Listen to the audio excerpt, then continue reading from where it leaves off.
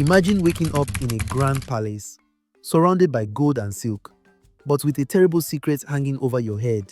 A secret so dangerous that even the walls seem to whisper warnings at night. What could drive a powerful African king, beloved by his people, to order the execution of not one, but all 7 of his wives? Stay with me, because what you are about to hear is more than just a story.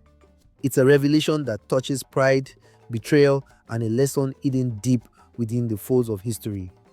Long ago, in the heart of a lush kingdom called Oduka, King Obadele ruled with wisdom and fairness. His kingdom flourished like a river during the rainy season, overflowing with harvests, songs, and celebrations. Yet, behind the smiles and praises, a storm was quietly brewing inside the palace walls. 7 queens, each more dazzling than the next, held secrets so dark they could shatter a crown. Now, King Obadele loved his wives deeply. He had married each of them for different reasons: beauty, wisdom, charm, laughter, loyalty, compassion, and strength. Together, they were supposed to form a circle of trust around the king, a sacred bond stronger than iron. But sometimes, even the strongest iron can rust when poisoned by envy and pride. It all began during the Festival of Winds, a time when villagers offered gifts to the spirits of the air to bless the kingdom with prosperity. The entire court gathered for a grand feast. Little did anyone know, the festival would be the last moment of true joy for King Obadele, because on that day, a seed of betrayal was planted, one that would grow into a vine of destruction. A strange traveler appeared at the edge of the palace grounds. Cloaked in grey rags and carrying a wooden staff, he claimed to bring a prophecy. Skeptical but curious, the king allowed him entry. In front of the entire court, the traveler dropped to his knees and uttered a chilling warning.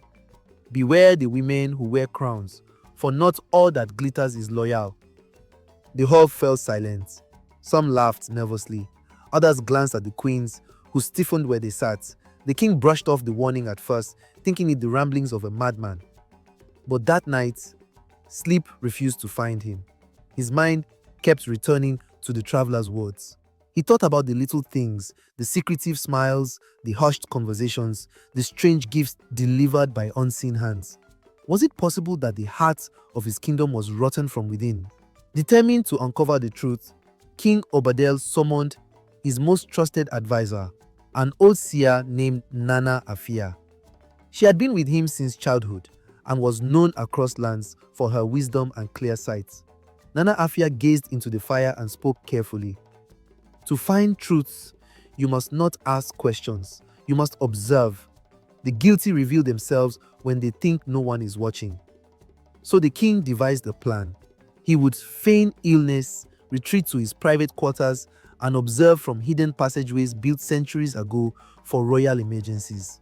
For 3 days, he remained hidden, and what he saw during those nights would turn his blood to ice. The queens, once full of smiles and devotion in his presence, turned into wolves the moment they believed he was too weak to watch.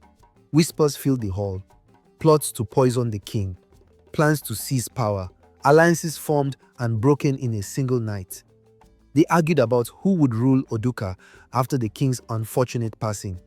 Each had her own ambition blazing like fire. But the final betrayal was the hardest to bear. Among the conspirators was Queen Morowa, the one he had loved the most, the one he believed had the purest heart. Her laughter once lit up the palace. Now her voice was filled with venom as she spoke of claiming what should have been hers all along. The king's heart shattered quietly behind the wall. It wasn't just talk either. Plans had been drawn in secret. A poisoned chalice, a forged royal seal, soldiers bribed with promises of gold and lands. The conspiracies weren't fantasies. They were marching steps toward his doom. And all 7 queens, in one way or another, had a hand in it. King Obadele waited, though the knowledge burned his chest like wildfire. He needed proof, something that no counselor or noble could dispute. And so he continued his deception, gathering more evidence each day until even the walls of the palace seemed soaked in betrayal. Finally, he decided. The Festival of Ancestors was approaching, a sacred day when the living honored the dead. It would be the perfect moment to reveal the truth, And it would be the moment when the kingdom would see the true faces behind the royal smiles. The grand hall was packed. Nobles, warriors, villagers, all gathered to celebrate and pay homage to the ancestors. Drums thundered, dancers whirled, and incense smoke curled toward the sky. At the center of it all sat King Obadele, pale and grim, but full of a terrible resolve. He ordered the queens to be brought before him, each dressed in the finest silk, unaware that their hour of reckoning had come. They smiled sweetly, bowing low before him, the very image of devoted wives. The king raised his hand, and silence fell like a stone.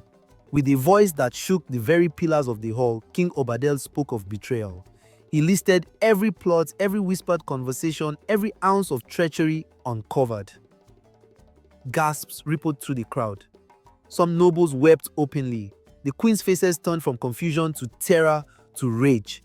Desperately, they denied it. They threw accusations at each other, begging for mercy, pleading innocence, but King Obadele was unmoved, for he had the testimonies of servants, guards, and even his own spies, enough proof to drown the palace in shame. As the sun dipped behind the mountains, casting the hall in shadow, King Obadele passed his judgment. The queens would be executed at the first light of dawn. The kingdom must be purified, he said, just as a farmer must pull weeds before they choke the crops. That night, the palace was silent as a grave. Even the stars seemed to hide their faces. The queens were led to the sacred grounds at sunrise, where the ancestors watched silently from beyond. One by one, their lives ended, not in triumph, not in splendor, but in a lesson carved into the bones of history. The kingdom of Oduka mourned not for the queens, but for the innocence lost. Trust had been broken, hearts had been wounded. But the kingdom survived. King Obadele ruled for many more years, wiser, stronger, but forever haunted by the women he had once loved and lost. Days turned into months, and the kingdom slowly healed. The betrayal of the queens became a cautionary tale passed from parent to child, a reminder that no matter how grand the castle, danger could still lurk in whispered words and secret alliances. But the king, even surrounded by loyal courtiers and grateful citizens, could not find peace. Every festival, every ceremony, every quiet night carried echoes of their laughter, their songs, and the memories of what could have been. It was as if the palace itself mourned. One evening, as the sun bled into the savannah and painted the skies in gold and purple, King Obadele walked alone to the river where he had first met Queen Morua.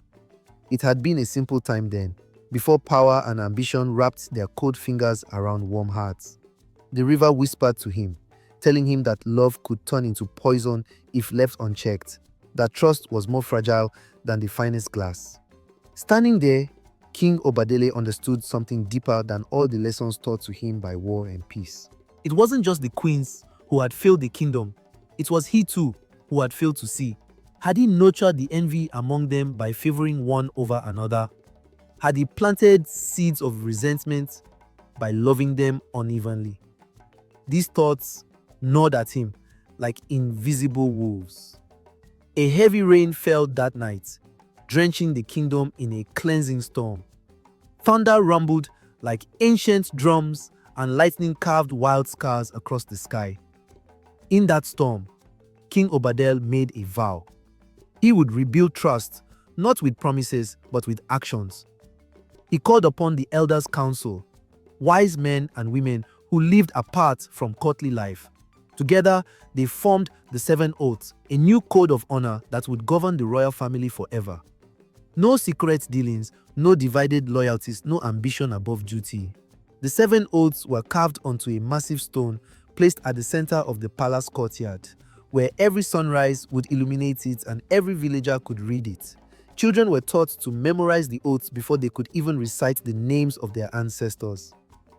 In time, Oduka rose to become not just a prosperous kingdom, but a legendary one, known far and wide for its wisdom and unity.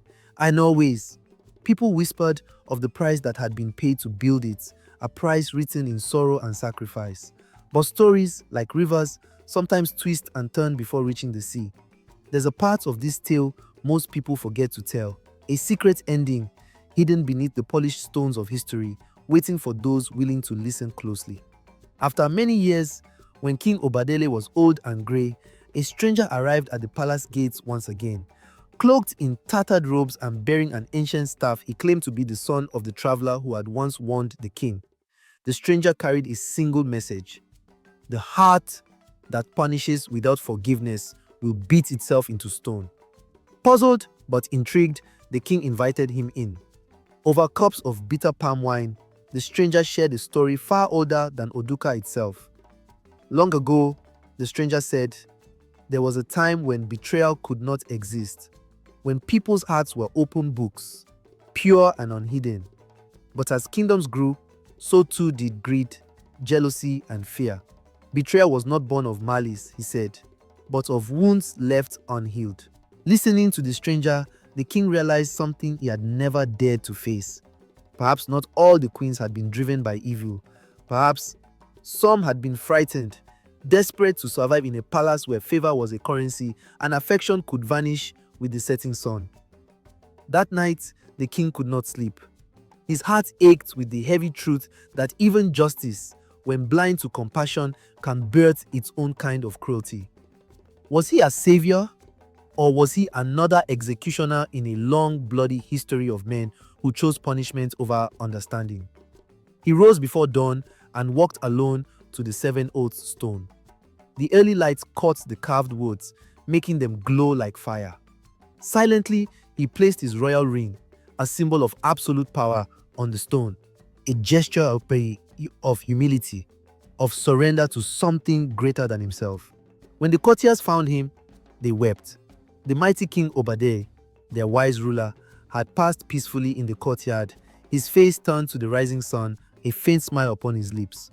The kingdom mourned once again, but this time it was a mourning filled with gratitude. King Obadele had not just ruled, he had taught them to question, to seek truth, and to understand that even the strongest judgments must be softened by wisdom. His story became a river of lessons, flowing through generations. Elders told it by firelight, children sang it in their games, and every sunrise the light touched the 7 oaths stone, as if the ancestors themselves were reminding all who looked upon it. And so the tale of why the king executed his 7 wives lived on, not just as a warning about betrayal, but as a deeper, more powerful lesson that justice without compassion is a blade that cuts both ways, and that true strength lies not in vengeance but in mercy.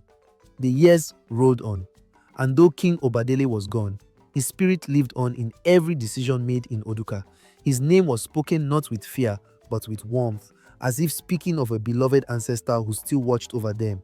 New rulers came and went, each sworn into power by first laying their hands on the 7 oaths stone. And every time a new leader rose, the story of the 7 queens was retold, not to shame the past, but to honor the lessons learned through it. Elders said the stone itself whispered to those who listened. Some claimed they could hear the river's voice telling them, "Trust is a tree. Water it or it will wither. Starve it and it will die." A powerful reminder that no bond, no matter how strong, could survive neglect. In distant lands, travelers spoke of the kingdom where betrayal had once ripped through the royal family, only to leave behind a nation wiser and stronger. They came from across deserts and seas to learn Oduka's secrets, and always they were told the same thing: trust must be built with hands that are never closed into fists.